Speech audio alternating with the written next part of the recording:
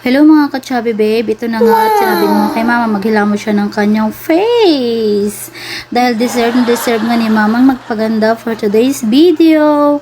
Ayan mga ka-chubby babe, sabi ko kay mama maghilamos siya and medyo nalulungkot nga yung face niya dyan. Ewan ko kung bakit. Ewan ko lang kung bakit mga ka-chubby babe. Pero nung nakita niya to, sabi ko sa kanya, deserve mo magpaganda mama. Kaya magpapaganda ka for today's video. At tuwang-tuwa nga si Mother Earth. Ayan. Sabi ko sa kanya, deserve mo magpaganda kasi malapit na ang iyong birthday. Mga ka-chubby baby.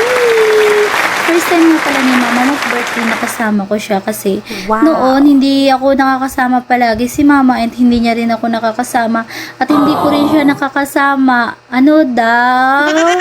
Ayan, sabi ko kay mama, deserve mo mag-relax and mag-beauty rest kasi ngayong araw nga na to ay sobrang init talaga. Pero hindi talaga yun ang sabi ko kay mama dahil malapit na ang birthday mo, deserve mo mama magpaganda. And then, mag-relax ka. Ilalagay ko to sa face mo.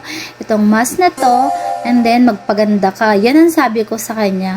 Alam mo mga ka-chubby babe, hindi lang ang mama ko ang deserve ng ganito. Dapat deserve lahat ng mother and sa mga mama natin dyan. Habang kasama pa natin sila, kailangan kahit papaano maranasan nila yung ganito kasi I'm sure naman naranasan nyo rin maganito, di ba? Kasi nung unang panahon, di ba, walang mga ganito.